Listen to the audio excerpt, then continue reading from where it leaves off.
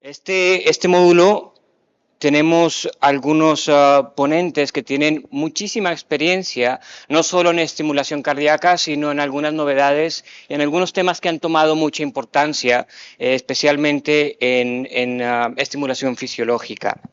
Tendremos al doctor Essebach, el doctor Vidal Essebach, que el doctor se entrenó en electrofisiología con el doctor Josephson en Harvard, es profesor de medicina de la Universidad de McGill y es director de electrofisiología cardíaca en el Centro de Salud de la Universidad de McGill. El doctor Essebach, que nos acompaña desde Canadá, va a hablar un poco acerca de la resincronización cardíaca y las actualidades al 2024, con todas las novedades y algunas tecnologías que han venido a posicionarse en la resincronización cardíaca. Muy bien, doctor Essebach, si nos acompaña. Gracias. Muchísimas gracias. Bueno, está por todos lados. Ok. Pues un gusto, placer como siempre estar acá. Creo que ¿dónde van a estar viendo más? Me sentaré quizás así, no sé si quiere pasar por ahí. Listo, ¿me escuchan bien?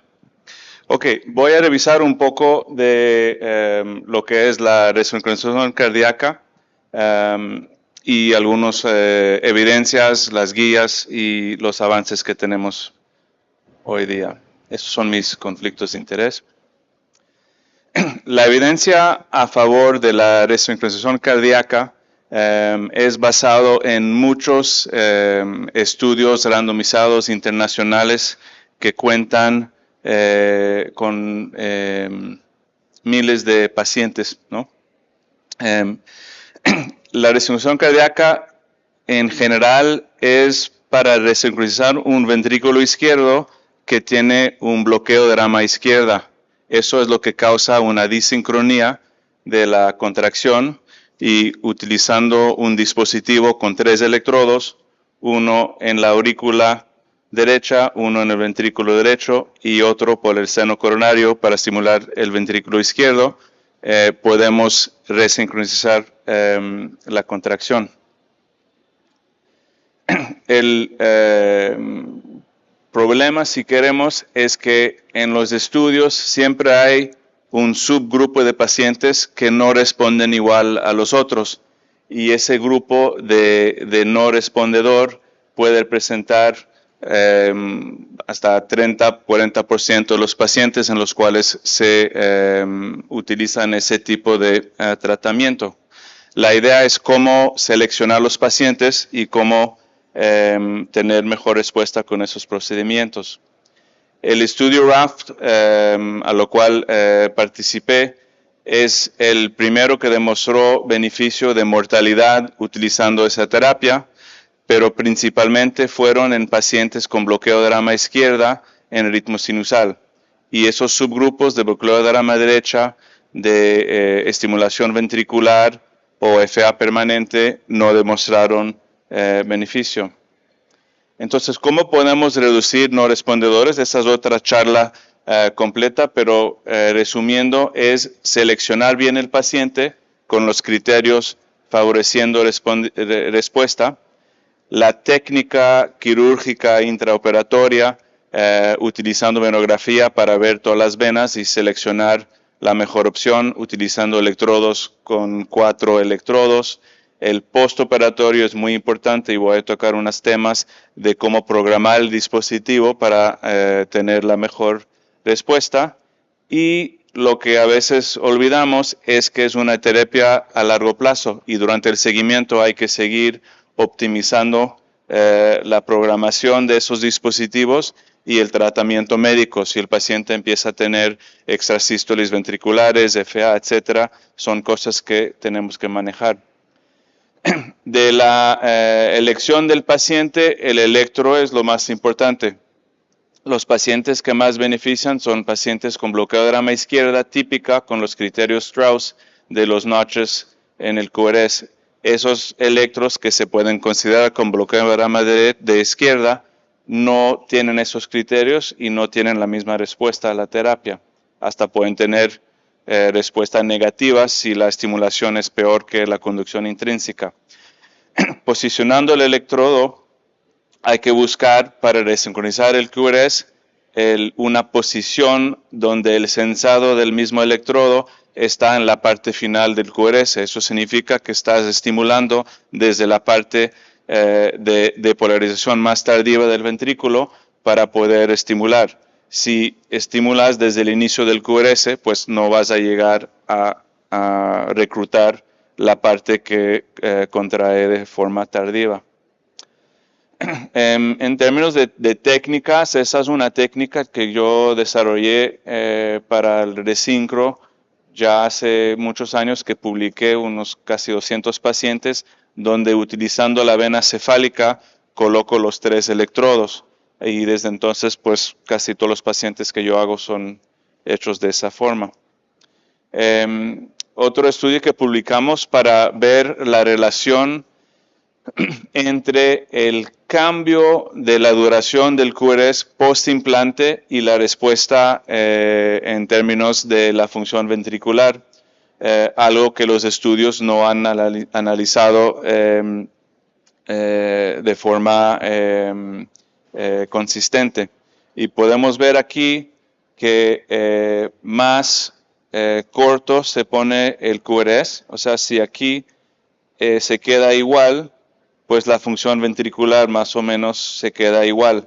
Si el QRS es más ancho, pues puede ser que el paciente peore, ¿no? Y si el QRS termina siendo más angosto, pues ya puedes tener una mejoría de 20% o más de la función ventricular. Algoritmos nuevos para tratar de mejorar esa respuesta, utilizando algoritmos para tener fusión con la conducción intrínseca y la estimulación de resincronización cardíaca. Pues se puede hacer manual, evidentemente, pero hay 2 algoritmos de forma dinámica que ayudan a lograr esa fusión.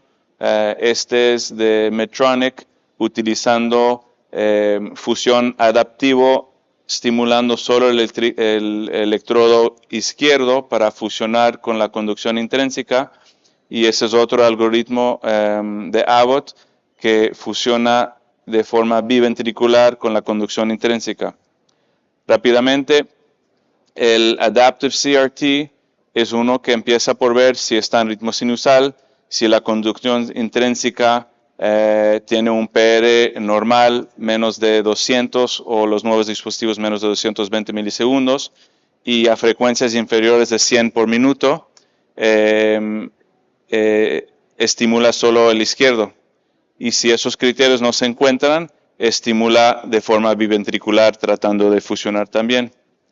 Ese estudio internacional randomizado con ese algoritmo, a lo cual también participé, demostró, o sea, randomizaron pacientes todos con el mismo dispositivo, pero randomizados a el algoritmo para estimular adaptive y ventrículo izquierdo, o estimulación convencional con un tiempo AB fijo y para ver la respuesta. Y parece que van mejor los con Adaptive CRT, pero en el endpoint primario no llegó a tener una relación estadísticamente significativa con un hazard ratio de 0.89. Pero en post-análisis, cuando vieron el subgrupo de pacientes en lo cual consiguieron estimular ventrículo izquierdo más del 85%, pues eso sí mejoraron mucho, y los pacientes convencionales tenían respuesta similar a los pacientes randomizados a estimulación izquierdo, en lo cual el algoritmo no pudo estimular porque el PR estaba muy largo o bloqueado B o frecuencias más altas. El de Abbott funciona diferentemente. Ese cada 256 latidos busca el tiempo AB y programando un delta, aquí por ejemplo menos 50 segundos, pues ya empieza a estimular el delta AB menos el tiempo AB menos ese delta para fusionar. Y es dinámico porque cada 250 latidos pues recalcula, y si uno está acelerando, haciendo ejercicio, pues va adaptándose a ese tiempo AB.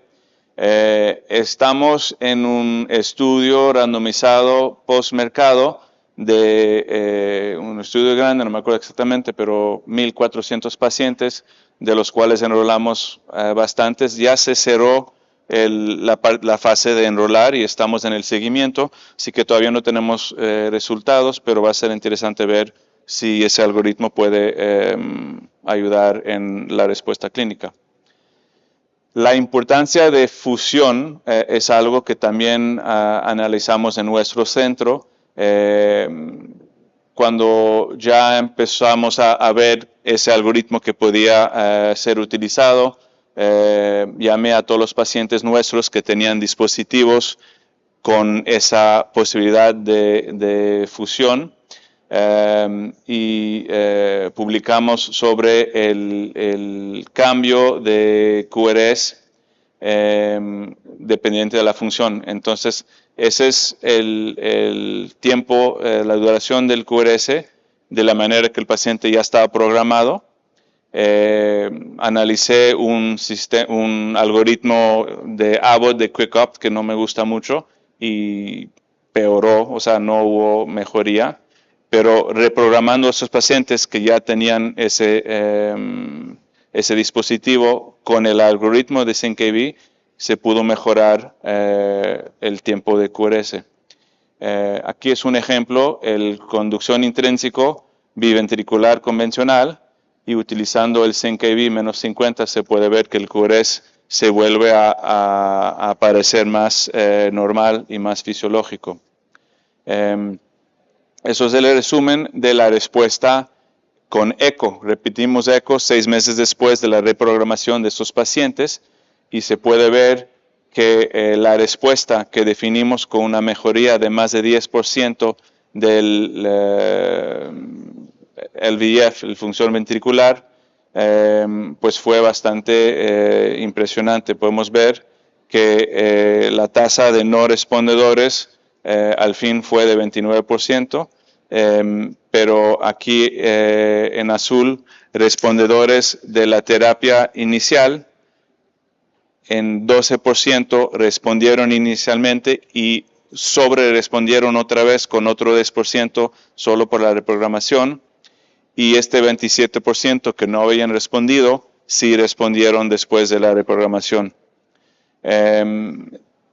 Fusión no requiere exactamente tener un dispositivo con algoritmo dinámico. Ese estudio de España se hizo con dispositivos convencionales y utilizando el electro y cambiando los tiempos atrioventriculares para tener fusión y también demostrar una mejoría. El problema es que ese tiempo que uno mide en situación basal, pues cuando el paciente se pone a mover puede ser que ya no sea ideal, pero pacientes con insuficiencia cardíaca, por lo general, la mayoría de las 24 horas están en frecuencias más o menos bajas, más si están tomando betabloqueadores a dosis adecuadas. Entonces, eso ya es mejor que dejarlo programado sin pensar y sin adaptar nada. Entonces, la evidencia para resincro convencional es paciente con el bloqueo de rama izquierda, en lo cual podemos programar para fusionar la estimulación izquierda con la conducción intrínseca, más o menos la estimulación del ventrículo derecho. En el subanálisis de Raft publicamos que después de que se presentó el estudio, pues ya empezaron a hacer upgrades a todos los pacientes que tuvieron CDI sin resincro. Y cuando vimos los criterios para hacer los upgrades, pues fueron esos mismos criterios, pacientes con ritmo sinusal y bloqueo de rama izquierda. Otro estudio, MARET CRT, que analizó resincro contra desfibrilador en los pacientes sin bloqueo de rama izquierda, no demostraron beneficio. Una anécdota publicamos aquí pacientes con bloqueo de rama derecha que se implantaron con Resincro a pesar de tener bloqueo de rama derecha en nuestro centro, que no tuvieron necesariamente un tiempo de reducción del QRS inicial. Cuando los regresamos y reprogramamos con esa fusión, pues mejoraron la respuesta electrográfica y ecocardiográfica.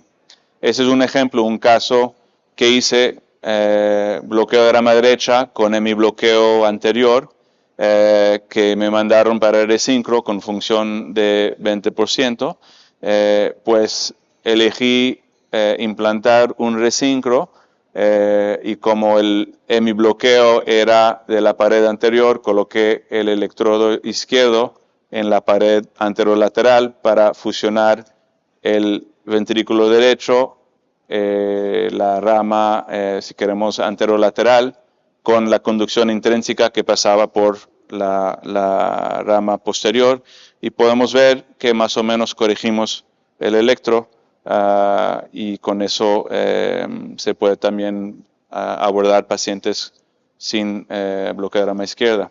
Esa es otra opción en pacientes con FA, utilizando ablación del nodo B con Resincro, que también puede ser una opción.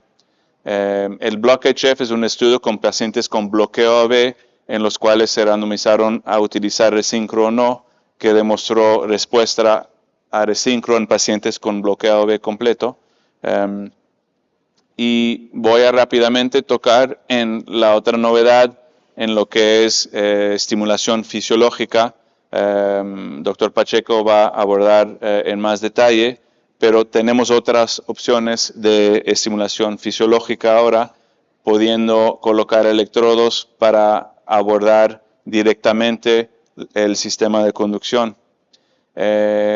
Hasta ahora no hay estudios randomizados grandes. Los estudios que se publican son tipo así, de no randomizados, retrospectivos y con mucho riesgo de bias de selección de los pacientes.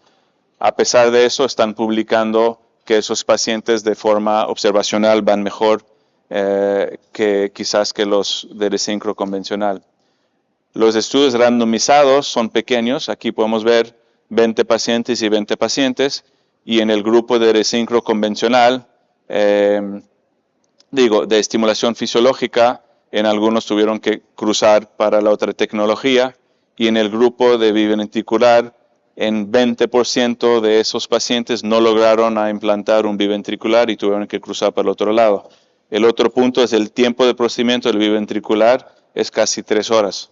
Entonces yo me pregunto, ¿quiénes son los operadores y cuál experiencia tienen en biventricular si toman 3 horas y con una tasa de éxito de 80%, cuando yo lo hago en menos de 1 hora con tasa de éxito a más de 95 o 99%? Entonces, para compararlo, hay que tener 2 grupos de investigadores haciendo el procedimiento lo mejor posible de rama izquierda y lo mejor posible de biventricular. ¿En cuáles pacientes esa nueva tecnología puede ser útil? Para mí son pacientes donde no se puede funcionar con la conducción intrínseca. Entonces el paciente con bloqueo AB es un paciente interesante para comparar biventricular con estimulación del sistema de conducción. Evidentemente un paciente que se intentó Resincro convencional y no funcionó, o el umbral es alto o tiene estimulación frénica, como segunda opción puede ser útil. Y los pacientes con FA crónica que tienen conducción intrínseca normal y se va a hacer una ablación del nodo AB, pues ya regresan a ser de ese tipo de paciente que si puede mantener una conducción intrínseca preservada, puede ser buena opción. Aquí un ejemplo, un paciente post-TAVI en nuestro centro con bloqueo AB completo post-TAVI, estimulación temporaria, así se ve el QRS, y luego se colocó un electrodo de estimulación izquierdo y se mejora el QRS, se ve ese patrón que Alex nos va a comentar. pero luego la conducción regresa, el paciente llega en FA y tiene un bloqueo de rama izquierdo. Pues se hizo ablación del nodo B y ya regresa con su coherencia normal. Entonces es un tipo de caso como para resumir esos puntos. Voy a pasar aquí. Estudios randomizados que hacen falta. Left versus Left es un estudio basado en Estados Unidos que estamos haciendo también en Canadá, en nuestro centro, tomando pacientes con indicación de resincro convencional, pero indicaciones amplias, o sea, no solo los de bloqueo de rama izquierda, puede ser bloqueo B completo o cualquier paciente que decide poner ese tipo de dispositivo, randomizando convencional contra estimulación de rama izquierda.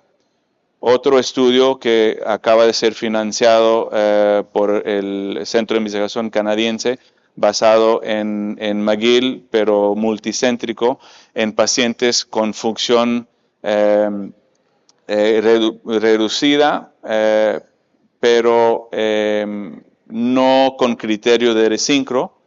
Randomizamos a estimulación convencional del ventrículo derecho o de rama izquierda. Y vamos a tener más de 1000 pacientes para ver si en cualquier paciente con bloqueo B completo se debería favorecer estimulación de rama en vez de estimulación ventrículo derecho. Entonces, para concluir, en pacientes con ritmo sinusal, conducción intrínseca preservada con bloqueo de rama izquierda y quizás en algunos de no rama izquierda, pero con QRS ancho y quizás por lo menos un hemibloqueo, utilizando la programación del tiempo AB para fusionar puede ayudar en la sincronía eléctrica y ecocardiográfica. Esa optimización es fácil hacer en consultorio cuando el paciente regresa, si no se ha hecho en tiempo real. Y estudios randomizados van a dar más evidencias. Ya se publicó uno y el segundo esperamos en un año que sea publicado. Acerca del sistema de conducción, necesitamos esos estudios randomizados grandes para tener evidencias para poder justificar lo que ya se está haciendo en muchas partes del mundo y en particular en Latinoamérica, donde también el punto del costo es muy importante. Un estimulador convencional cuesta mucho menos que un resincro. También por experiencia y volumen de procedimientos, alguien que no tiene mucho volumen en el resincro convencional, pues quizás el resultado puede ser mejor con la otra opción. Pero yo insisto en que necesitamos esos estudios para dar las evidencias. Y mi opinión es que donde más va a tener beneficio son pacientes que ya fallaron con el intento de sincro, FA que requiere ablación del nodo AB, que tienen conducción normal basal, bloqueo AB como alternativa a estimulación fisiológica. Y acá de nuestro centro, muchas gracias.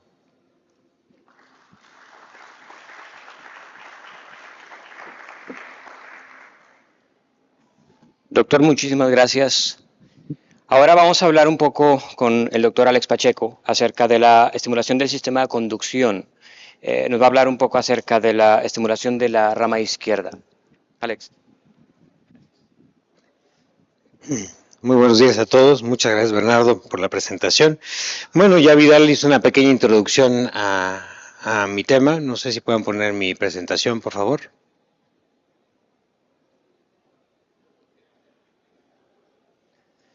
Muy bien, la estimulación del sistema de conducción, la rama izquierda. En realidad esta es un tipo de estimulación del sistema de conducción que empezó prácticamente al inicio del año 2000 con la estimulación del GIS.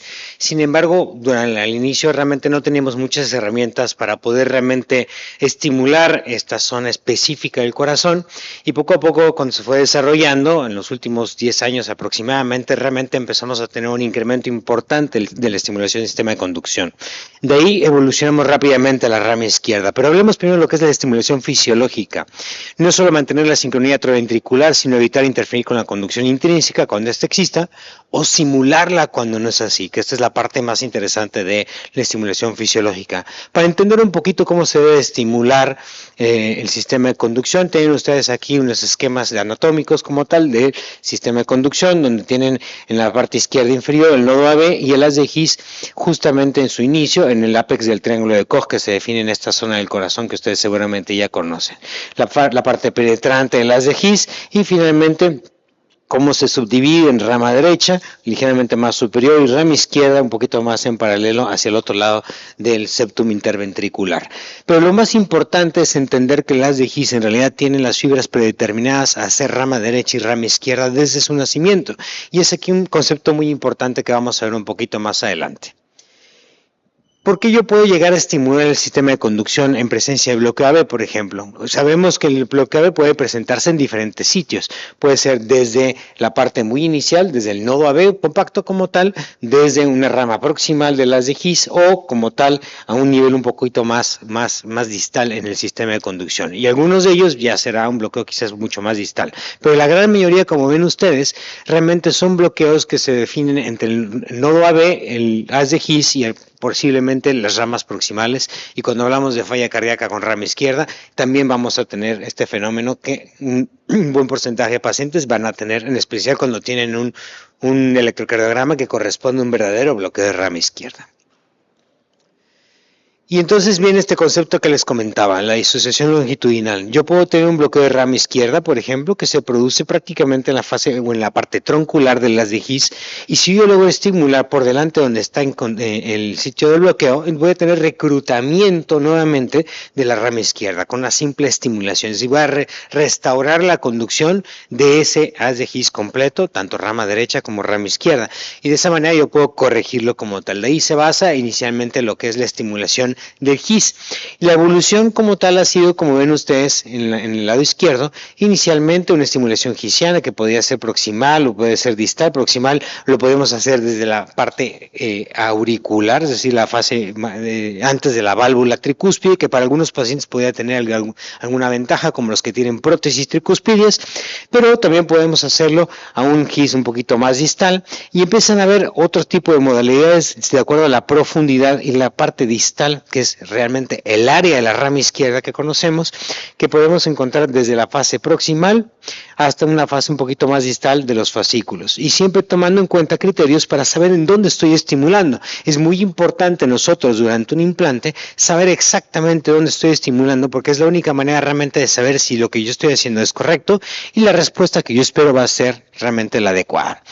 Ven ustedes cómo actualmente incluso podemos tener diferentes tipos de morfología tomando V1 y V6, que son las morfologías que habitualmente tomamos de manera, de cajón, ¿no? Para saber si estamos en el sistema de rama izquierda, donde vamos a tener una distancia de estimulación del V6 al pico de R en V6 prácticamente de menos de 80 milisegundos en corazones estructuralmente normales o de QRS estrecho, o menor de 90 se acepta todavía en pacientes que ya tienen enfermedad del sistema de conducción como tal, bloqueo de rama izquierda. Y la misma distancia lo vamos a medir en V1. La relación que existe entre la distancia de estimulación pico en V6, estimulación pico en V1, son de las más importantes, porque son los que actualmente nos definen realmente la captura o no del sistema izquierdo de conducción, ¿de acuerdo? Y las diferentes variantes van a depender dónde voy a estimular. Como les decía, la parte troncular, yo voy a tener cierto tipo de manifestación en ABL. ABL, recuérdense que es la parte más lateral del ventrículo izquierdo, y por eso es muy importante en algún momento dado también poderlo medir. Pero si yo estimulo el fascículo posterior, el fascículo medio o el fascículo anterior, voy a tener diferentes tipos de respuesta. ¿Qué es lo importante? Que de cualquier manera, lo más importante es que la estimulación al pico de RNV6, así como la estimulación al pico de RNV1, se mantienen de la misma manera, corto en V6 y un poco más largo en V1. Y eso es muy importante porque son, insisto, la forma en que vamos a poder reconocer dónde estamos estimulando y que vamos a poder predecir una buena respuesta. Hablando del paciente con corazón estructuralmente sano, ya tenemos muchos estudios, como bien dijo Vidal, uno de los talones de Aquiles de la estimulación fisiológica no son los estudios, que no tenemos estudios grandes aleatorizados para esta tipo de terapia, pero sí tenemos muchísimos estudios observacionales, y este es uno de ellos, en donde tenemos justamente 703 pacientes en pacientes con corazón, digamos, normal, QRS normal, y es simplemente la comparación de la estimulación de rama izquierda versus la estimulación convencional. Convencional, hablemos del APEX, que es donde muchos actualmente siguen poniendo o insisten en poner. Vemos aquí que la diferencia entre rama izquierda y la estimulación de rama izquierda tuvo una diferencia significativa en mortalidad, hospitalizaciones por falla cardíaca, tanto en forma combinada como en forma aislada, lo que es hospitalizaciones, sin una diferencia tan significativa como tal en la mortalidad. Pero si yo veo, por ejemplo, que ya se había escrito como tal en GIS, que GIS habían dicho, híjole, es que GIS es la mejor manera de tener, porque es lo más elegante, es el QRS más estrecho, lo que nos vamos dando cuenta es que incluso entre GIS y rama izquierda no existe tampoco tanta diferencia, habiendo un mayor éxito como tal en el implante, a lo mejor un tiempo de procedimiento más pequeño, con fluoroscopía más pequeña, con umbrales de captura mucho mejores, similares a los que tenemos habitualmente en la estimulación convencional, que cosa que el GIS es el verdadero talón de Aquiles, los cambios de umbrales y los incrementos de consumo de energía y por lo tanto agotamiento de la batería, y finalmente una mucho mejor detección también de la rama, de la actividad intrínseca del paciente. Entonces, aquí hablamos también ahora de rama izquierda, parece ser superior, al menos en este tipo de pacientes, que el GIS. Aquí tenemos otro estudio bastante más reciente, prácticamente del año pasado, y ven ustedes que este es interesante porque lo único que nos estamos viendo es pacientes que van a ser sometidos al implante de rama izquierda. Se descartaron los pacientes que evidentemente tuvieran algún tipo de indicación de resincronización, algunos que tuvieran una estimulación de menos del 40%. ¿Por qué menos del 40%?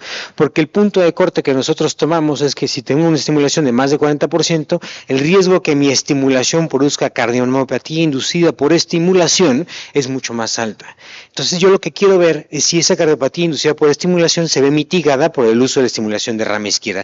Y efectivamente, vean ustedes cómo los pacientes con FEBI que inicialmente estaba por encima del 50%, prácticamente no tienen cambios en la fracción de eyección, tampoco tienen en el strain de las paredes que realizan los ecografistas, pero interesantísimo, todos los pacientes con FEBIs intermedias, estamos hablando que no eran de R5, FEBIs intermedias menos del 50%, tenían una mejoría significativa de la fracción de eyección, así como una mejoría significativa del strain rate de estos pacientes. Y vean ustedes cómo aquí nuevamente se ve la mejoría en esta zona, tanto del ápex, así como en la pared lateral del ventrículo izquierdo de este tipo de pacientes.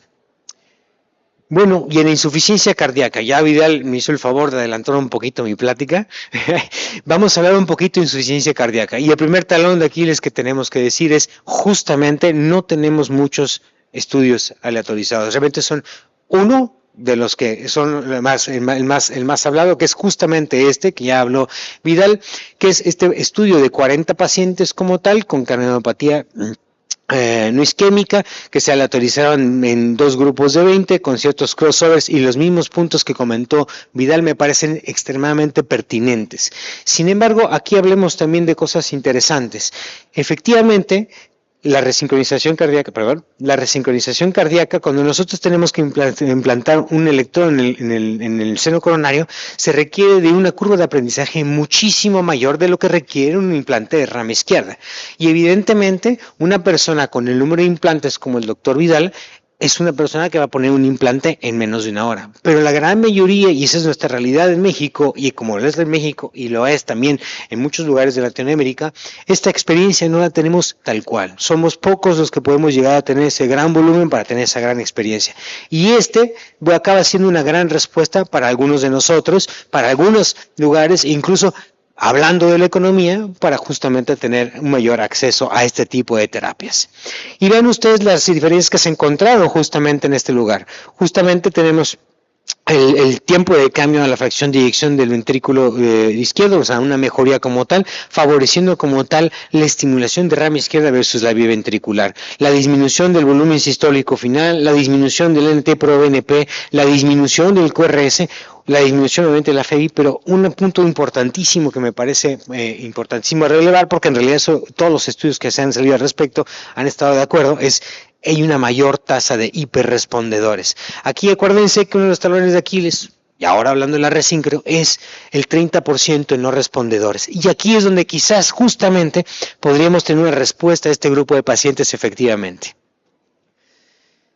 Este es otro de los estudios de más de 1.700 pacientes, también este ya es un observacional de 15 centros, 48% canalopatía dilatada isquémica, y ven ustedes la diferencia como tal del tiempo a muerte o hospitalización, el punto combinado es a favor de la estimulación de rama izquierda como tal. Si yo lo desmenuzo un poquito y lo veo directamente en mortalidad, es decir, ya separando, la diferencia no se vuelve significativa, aunque la tendencia parece sugerirla, y lo que ya es hospitalización por insuficiencia cardíaca, ahí sí claramente hay una diferencia significativa a favor de la estimulación de rama izquierda como tal. La duración del QRS, como ya hemos visto, favoreciendo también la estimulación de rama izquierda, favoreciendo también una disminución importante en ambos grupos de lo que es en la disminución de la mejoría de la clase funcional, pero con tendencia también a ser mejor en la rama izquierda, al igual que la fracción de eyección que habíamos comentado. Este es un estudio bastante reciente, no se logra ver bien acá abajo, pero es apenas del mes pasado. Es un metaanálisis donde justamente lo que quiero poner aquí en punto es esto. 18 estudios en este metaanálisis súper extenso que se hizo, 17 observacionales y uno solo es un estudio aleatorizado. Entonces, justamente este es nuestro gran problema hoy en día. No tenemos una evidencia sólida para decir que a todos los pacientes lo podemos poner. Sin embargo, juntemos más de 3,000 pacientes, edad promedio de 66 años, hombres en un 64%, repetimos lo mismo que hicimos con la resincronización cardíaca, con las mujeres que están representadas.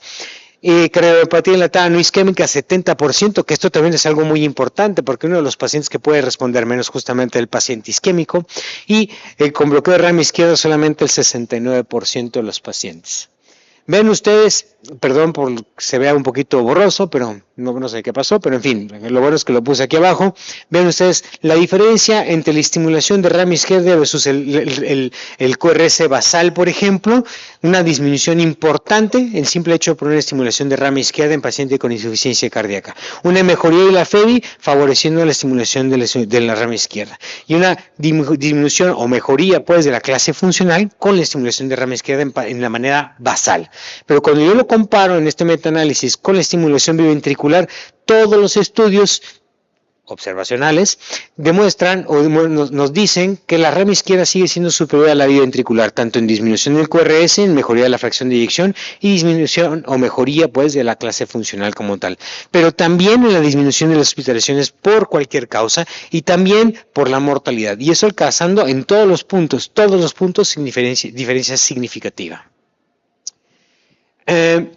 Este es un estudio interesante que me pareció también es muy reciente, tampoco se lo veré porque quedó aquí abajo, pero también es de este año, igualmente hace como 2 meses, y tenemos la diferencia entre estimulación ventricular septal profunda, que es cuando no alcanzamos lograr realmente estimular la rama izquierda, y de ahí la importancia de los criterios, la estimulación como tal de la rama izquierda y la estimulación biventricular.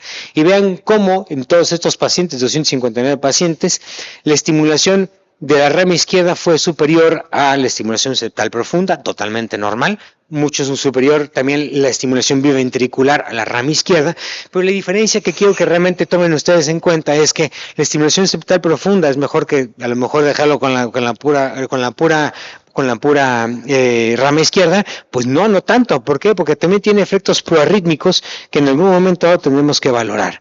Y aquí es un punto muy importante porque este es uno de los estudios, y ya nos voy a mencionar otro más, pero prácticamente estamos hablando que lo que es insuficiencia cardíaca, hospitalización por insuficiencia cardíaca, parece favorecer la rama izquierda, pero la aparición de arritmias ventriculares, pero también de arritmias auriculares, pareciera que favorece tanto la estimulación ventricular como la rama izquierda, pero con una ligera tendencia también a ser a favor de la rama izquierda.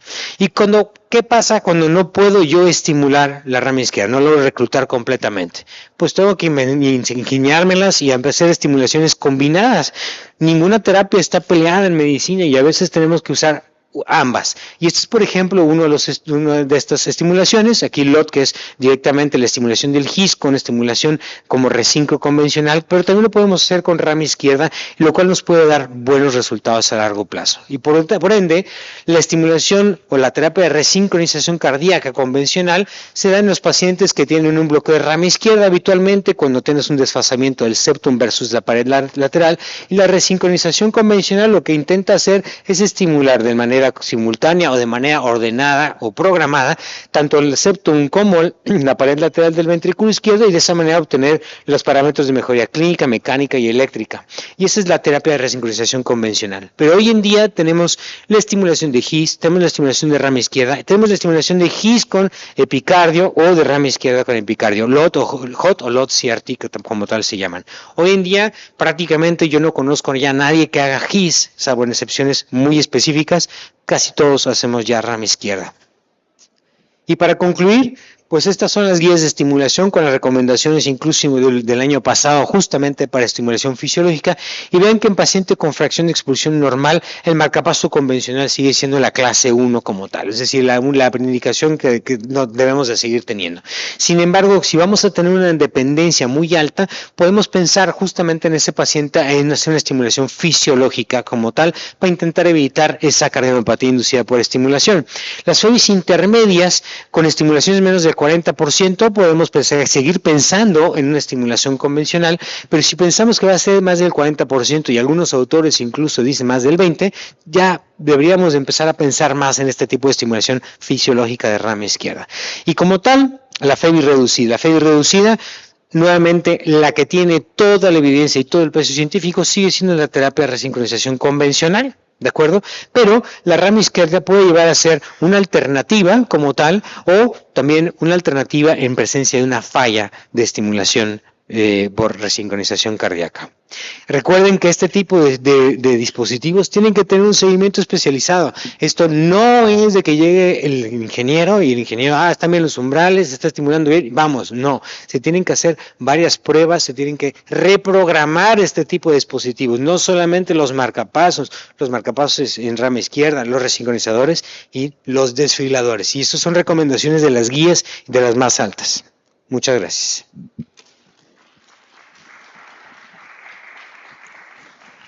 Muchas gracias, Alex. Este tema creo que es, en los últimos años ha tomado mucha importancia. Tendremos como quiera al final un poco de tiempo para preguntas y respuestas y discutir un poquito más acerca de esto. Ahora vamos a pedir a la doctora Lorena Cruz, que es cardióloga egresada del Hospital Español y especialista en electrofisiología cardíaca para la Unidad de Medicina Experimental de la UNAM, que nos acompañe para hablar acerca de extracción del sistema. Gracias. Muchas gracias y gracias a Had por la invitación. Y bueno, vamos a platicar ahora de cuándo sacamos los electrodos y cómo los vamos a sacar, ¿no? Entonces, bueno, dentro de las indicaciones podemos dividirla en dos grandes rubros, que puede ser de manera general infecciosa y no infecciosa. En cuanto a las indicaciones y al porcentaje de estas, vamos a ver que prácticamente 50% de la indicación va a ser por causas infecciosas, ya sea por infección de la bolsa del dispositivo o una endocarditis o bacteremia. En segundo lugar, algún tipo de malfuncionamiento del cable, que no sé, se rompa o que haya un recalde del mismo. Y tercero, cuando tenemos que hacer algún tipo de upgrade, no sé, rama izquierda, resincronización, o si el paciente requiere un desfibrilador automático. Bueno, hemos visto algo muy importante en las últimas 3 décadas, que ha sido un aumento en la incidencia de infecciones. Ha sido incluso hasta el doble, de 1.9 a 4.2 por cada mil personas por año, lo cual tiene muchísima relación también porque estamos haciendo más implantes, ¿no? Y también estamos poniendo diferentes clases de dispositivos. vamos a ver que alguna de las causas de este aumento o esta probable causística va a ser, bueno, los implantes que estamos viendo aquí de desfibriladores, un resincronizador, como ya me lo mencionaron los doctores, pues tardamos más tiempo, son más cables, son más grandes. No hay una aparente diferencia entre sexos y bueno, también estamos haciendo más recambios porque la gente también está viviendo más, ¿no? Algunos factores que se relacionen con el aumento de riesgo de las infecciones va a ser, obviamente, pues la edad de los pacientes. Si tenemos cualquier tipo de enfermedad crónica que nos condicione un aumento de riesgo de infección, pacientes que tienen anticoagulación, a veces para nosotros eso es a veces una pesadilla porque sabemos que el riesgo de que sangren es alto y si tenemos sangre, bueno, es un perfecto cultivo para bacterias, ¿no? Si nosotros tenemos un operador que no tenga mucha experiencia también, y algo súper importante que también hemos visto es que se olvidan de la profilaxis antibiótica. Como bien sabemos, hay muchísimos estudios que ya lo dicen, lo único que funciona para evitar la infección de un dispositivo marcapasos, desfibrilador resincro, es el antibiótico que se pone 1 a 2 horas antes. De nada sirve que ustedes ya digan, ay, se me olvidó y le voy a dejar el antibiótico. Ya no lo van a proteger. Entonces, esto va a ser algo bastante importante para disminuir este aumento en la incidencia. Se hizo un estudio europeo aleatorizado, el estudio Electra, con 73 centros en 19 países europeos, en donde se confirmaron varias cosas relevantes. Una de ellas es que estos centros eran operadores con bastante experiencia y el éxito es arriba del 95% de la extracción de los electrodos. Otra es que el riesgo de complicaciones mayores es bastante bajo, inclusive también la mortalidad. Hay que considerar que se confirma que la mayor causa de la indicación para el retiro de los electrodos son las causas infecciosas, con un 19% de infecciones sistémicas y la mayoría de infecciones locales. Bueno, el 2017 se hizo un consejo de expertos del HRS, en donde nos ponen un diagrama bastante bueno para saber qué hacer si tú sospechas que tienes una infección del dispositivo. Entonces, vamos a poner, tenemos una sospecha de que está infectado tanto la bolsa o tenemos una infección sistémica. Entonces, lo primero que tenemos que hacer son tomar cultivos de sangre. Ya tomando los cultivos, vamos a ver, los cultivos son positivos, entonces, bueno, se solicita inmediatamente un ecocardiograma transesofágico. Encontramos nosotros una vegetación, ya sea en las válvulas nativas o en los cables, entonces inmediatamente se retira el dispositivo y se da en conjunto con un equipo de infectología antibiótico de 4 a 6 semanas, dependiendo de lo que se considera en el equipo. Después de esto se considera un reimplante hasta después de tener 72 horas de hemocultivos negativos, ¿correcto? Ahora, ¿qué pasa si tengo mis cultivos positivos, pero no encuentro ningún tipo de vegetación? Bueno, hay que considerar de todos modos extraer el dispositivo si ustedes no encuentran alguna otra causa de las infecciones, ¿correcto? Después, obviamente, de la antibiótico-terapia correspondiente. Ahora, en el caso de que los cultivos sean negativos, pero tú tienes la sospecha de que está infectado, bueno, pides tu ecocardiograma transesofágico, encuentras algo, nos vamos otra vez a este lado del esquema, no encuentras nada, bueno, tú te fijas, si hay algún tipo de evidencia de la infección, pues que se ha infectado el dispositivo como tal, la bolsa está roja, está caliente, tenemos marcadores de hecho de infección del dispositivo, de la bolsa del generador, como la procalcitonina, BCG, proteína C reactiva, que tengas leucocitosis, y bueno, la clínica que sea más que nada evidente, pues lo quitas, ¿no? Si tú pues no tienes evidencia, tenías la sospecha, tienes los cultivos negativos, pero tampoco ves nada, bueno, podríamos quedarnos en observación. Nosotros podemos tener el desarrollo de infecciones de los dispositivos hasta después de 2 años del implante. Entonces, si te quedaste con la duda, pues tienes que seguirlo hasta 2 años, ¿correcto? Bueno, las causas no infecciosas vamos a tener principalmente 3. Y vamos a poner que son trombosis que puedan llegar a causar algún tipo de síndrome de vena cava que sea relevante para el paciente. Hay que considerar que en las causas no infecciosas, bueno, infecciosas lo quitas, siempre se quita, aquí no hay discusión. Pero en infecciosas hay que considerar riesgo-beneficio, ¿correcto? Entonces, síndrome de vena cava es uno, otro es que hay un dolor crónico. A mí me ha pasado nada más con un solo paciente, no se lo quité, lo mandé a ultrasonido y ahí se rompe fibrosis y mejoró. Hay que tener mucho cuidado con eso. Si el dolor solamente llega a ser incapacitante, lo tocas. Si no, un dispositivo no se toca. También otra cosa que se ve, si hay algún hematoma, a veces se asustan y tratan de drenar, no los toquen. A menos que estén a punto de explotar, nunca toquen, nunca abran, nunca vayan a picar, ¿no? Porque meten la infección. Otras causas es, por ejemplo, si tenemos... Lo tengo señalado: trombosis, dolor crónico y entre otras causas. Si algún electrodo está causándole arritmias, porque esto también puede pasar tanto de los que están haciendo estimulación como de los abandonados, bueno, podría ser si pone en peligro la vida del paciente. Tenemos también si el dispositivo interfiere con algún tipo de tratamiento de cáncer, no sé si resonancias magnéticas que se requieran y no son compatibles. Se puede hacer un cambio. Si tenemos más de 4 o 5 cables en la vena y todavía requieres meter más, bueno, eso es otra indicación. ¿Y qué tenemos para sacarlos? ¿Cómo vamos a sacar los sistemas? Bueno, se ha hecho bastante, hay una evolución grande desde 1985 hasta el 2014 incluso, con sistemas desde estos snares, sistemas de lock en donde son unas guías que se autoexpanden, y aquí podemos ver las más recientes. Y también tenemos este tipo de dispositivos de Cook, en donde podemos utilizar unas asas mecánicas o también láser, se los voy a enseñar más adelante. Bueno, aquí vamos a ver un videíto, pero bueno, el que tenemos disponible en México no es el láser. El láser todavía no está, de todos modos es más caro, ahorita lo vamos a ver. Aquí se puede ver perfectamente cómo cortamos el cable, metemos una guía que se va a llevar hasta el fondo del cable del dispositivo, y nosotros liberamos este sistema en donde se va a autoexpandir para poderlo fijar. Ya teniéndolo bien fijo, nos va a seguir como guía, como riel, para poder meter entonces nuestra pistola, que la que tenemos nosotros disponible aquí en México es esta, en donde es de manera mecánica, tú haciendo tracción, va a ir cortando con un sistema de navajas hacia derecha, izquierda, y pues vamos llevando las fibrosis, que de hecho es un poquito traumático, ¿no? Se puede utilizar un ecocardiograma transesofágico para ver que no tengas alguna complicación aguda durante el procedimiento, y bueno, así es como llegamos a hacer la extracción. Lo que se enseñó aquí fue un sistema con láser. Bueno, es súper importante que tengan siempre un cirujano disponible. Ustedes piensan que nos va a ir muy bien, seguramente sí les va a ir muy bien, pero tener un cirujano que pueda abrir un tórax en menos de 5 a 10 minutos es súper importante, ¿de acuerdo? ¿Qué más tengo que tener? Pues la sierra, ¿no? Una máquina de bypass y sangre, un recuperador celular o paquetes globulares. ¿Cuál es mejor, el sistema mecánico que tenemos en México o el sistema láser? Bueno, realmente los dos son buenos si tienes una buena experiencia. El láser lo dejamos para cuando fallamos con el mecánico, porque a veces hay lesiones que también son más complicadas. Sin embargo, bueno, también tiene mayor riesgo de complicaciones fatales, de acuerdo a estudios aleatorizados que se han hecho, y también es más caro. ¿Dónde se fijan más los electrodos con el tiempo? Bueno, hay 3 puntos principales.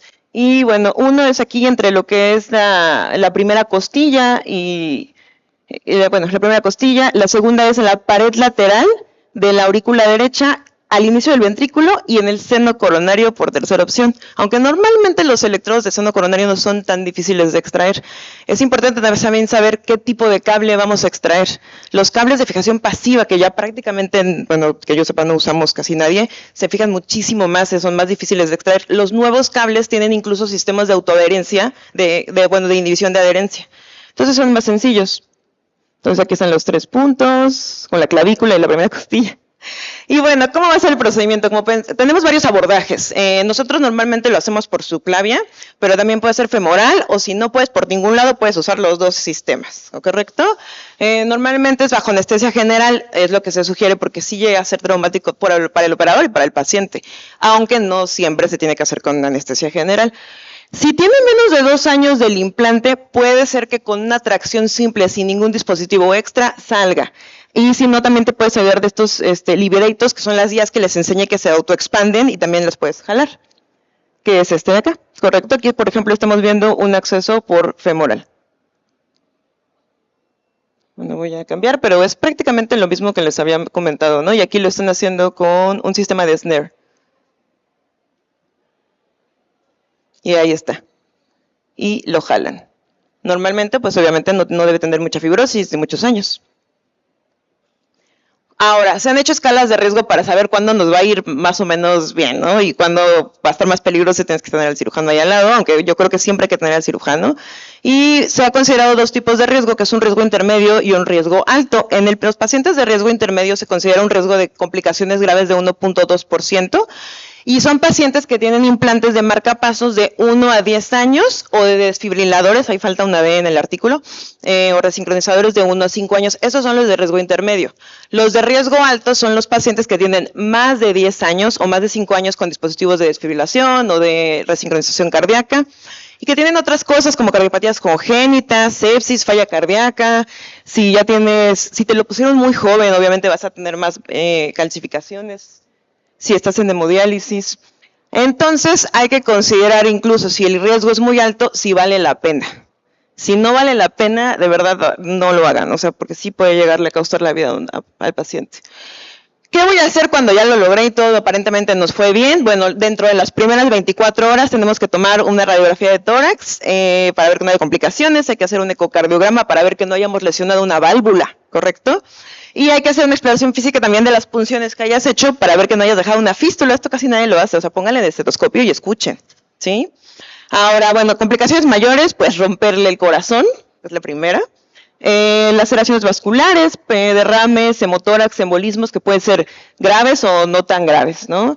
Un desgarro de la vena cava puede hacer, que es más o menos en el 0.5% de los pacientes, puede hacer que se tenga un sangrado de 500 centímetros cuadrados por minuto y desangrar al paciente en menos de 10 minutos. Razón por la cual el cirujano debe de poder abrir el tórax entre 5 a 10 minutos, ¿correcto? Ahora, ¿qué vamos a hacer si no tenemos esa rapidez? ¿Se cayó algo? No sé, ¿qué otras opciones puedo yo tener? Bueno, hay algo que podemos pedir que se llama bridge. El bridge es un balón de inflado que va a cubrir desde la vena cava, desde las brachiocefálicas hasta lo que es la aurícula derecha, lo podemos ver de este lado, y lo podemos colocar en menos de 2 minutos. Creo que eso es un dispositivo que es importante que lo tengamos en mente, ¿sí? En el caso de pacientes de alto riesgo. Y ahora estos nuevos dispositivos que platicamos con los doctores, ¿cómo los vamos a sacar? ¿No? Eso va a ser muy interesante.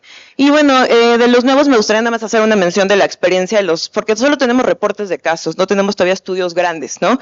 ¿Cómo vamos a sacar estos electrodos que estamos clavando varios milímetros en un septum? Lo que encontré de mayor tiempo fue, por ejemplo, uno de estos casos, que son 4.5 años. Normalmente la indicación fue por dislocación o que ya no había captura. Y normalmente, pues, con una tracción y un girito antihorario amablemente, pues sale fácil, ¿no? Pero, bueno, volvemos a lo mismo. No tienen tanto tiempo implantados. Ya veremos después cómo nos va para poder el retiro o qué vamos a hacer. Ahora, lo que sí se vio es que al tratar de hacer este retiro que no costó trabajo, pues sí nos trajimos tejido. Y si nos trajemos tejido miocárdico, pues probablemente nos podamos llegar a traer un poquito de rama izquierda, ¿no? Entonces hay que también considerarlo. Aparentemente no hubo ningún problema con los reimplantes y se pudo capturar nuevamente, pero pues es algo que también hay que considerar. Y Micra, que son estos dispositivos nuevos sin cables, ¿cómo los vamos a sacar? Bueno, que sepan que también ya se están haciendo dispositivos que son para esto, pero mientras lo que hacemos es usar snares. Igual son reportes de caso.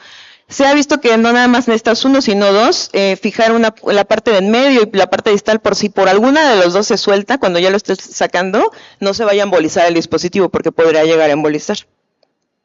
Y encontré un reporte de caso de este mes, de hecho, de los japoneses, los doctores de Japón, se les fue un Micra, bueno, pues puede pasarnos a cualquiera, a la válvula tricúspide y se les atoró en la válvula tricúspide. Entonces lo que hicieron para sacarlo fue usar sistema, bueno, superior e inferior y metieron desde arriba, desde abajo, lo fijaron de manera intermedia, distal. Lo que hicieron fue apretarle las patitas para que se pudiera soltar de la válvula y de esta manera pues ya sí lograron retirar el dispositivo. No alcanzó a salir de manera convencional, que es por este lado, y lo que hicieron es una técnica upside down, y ya por la parte más tiny lo sacaron, ¿no? Y ahí se ve perfecto cómo lo agarraron de las patitas para poderlo soltar de la válvula. Muchas gracias.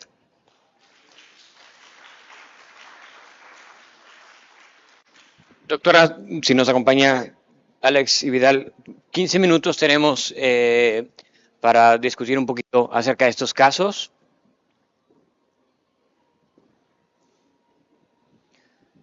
Bueno, ya que están todos aquí y tenemos en la mesa a gente que tiene muchísima experiencia tanto en estimulación como en tanto resincro, rama izquierda convencional y extracción. Quiero empezar por preguntando dos escenarios. El primero es, actualmente, al día de hoy, un paciente con una indicación de resincronización cardíaca, la primera opción a la que van para ofrecerle a este paciente es una estimulación de resincronización a través de un seno coronario, o directamente vamos a una resincronización utilizando una estimulación fisiológica. Bueno, el primer reflejo tiene que ser, o tendría que seguir siendo, la estimulación bioventricular, porque es la que finalmente tiene la más evidencia clínica como tal. La realidad es que en México, que así como en Latinoamérica, bien lo comentaba Vidal, el acceso a este tipo de dispositivos son dispositivos que prácticamente, por muy sencillo que sea, van valiendo casi el doble de la estimulación convencional. Y eso es un gran problema para nuestra población, que no puede tener acceso tan fácilmente a sistemas de salud como IMSS, ISSSTE, que aún así sabemos que no se implanta de cualquier manera el volumen que realmente deberíamos. Por ende, hoy en día creo que muchos vamos a tener y tenemos la tendencia de tomar como primera opción la estimulación de rama izquierda.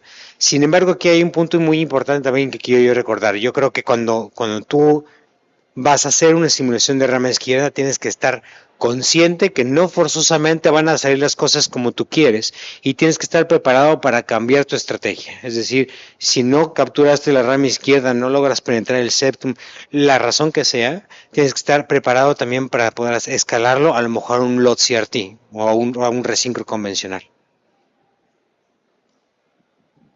Estoy de acuerdo con los comentarios. En mi situación en Canadá, si el paciente tiene indicación clásica, o ponemos un resincro o lo randomizamos en el estudio randomizado. Y el sistema de conducción es el plan B si no logramos tener un resultado adecuado. En un sistema de salud donde depende del costo y de la experiencia del operador, pues en muchos casos estoy de acuerdo exactamente lo que dijiste. Muy bien. El otro escenario es acerca de la estimulación convencional. Mi pregunta es si la estimulación fisiológica es simplemente la evolución natural de la tecnología, y que eventualmente, si creen que eventualmente todo marcapasos debe ir o debería terminar con una estimulación fisiológica en lugar de la estimulación convencional en el ventrículo derecho. Bueno, mi opinión personal es que sí, es que hay que buscar ir a lo más fisiológico, ¿no? Por eso le llamamos estimulación fisiológica. Además de que veremos si a largo plazo, además de estas ventajas con falla cardíaca, bueno, al tener una estimulación menos fisiológica vamos a tener menos incidencia de arritmias a largo plazo. No es tanta la diferencia con el precio de un marcapasos convencional en México, creo que vale la pena intentarlo, y sí es como 10 veces la diferencia con resincronizador. Entonces, bueno, mi opinión es que sí, entre más fisiológico mejor, no sé, ustedes. Ahí también creo que falta evidencia. Estamos haciendo un estudio en pacientes con bloqueo AB donde esperamos que sea así, pero hay muchos pacientes que no estimulan, entonces no creo que hay justificación que sean todos pacientes si no van a estimular.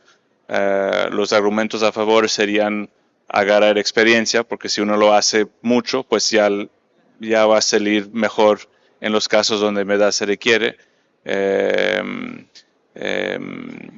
Y también un paciente, el día que le pones el marcapaso no estimula, pero luego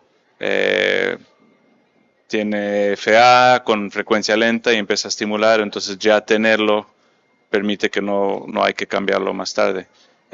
Por otro lado, el costo no es mucho más, pero es algo más, entonces para justificarlo y pagarlo en sistemas de salud donde eso es un factor, hay que tomar eso en cuenta. También el procedimiento toma un poco más tiempo, un poco más de atención en varias cosas, y eso también se tiene que tomar en cuenta. Pero sí, no sé qué opinas tú.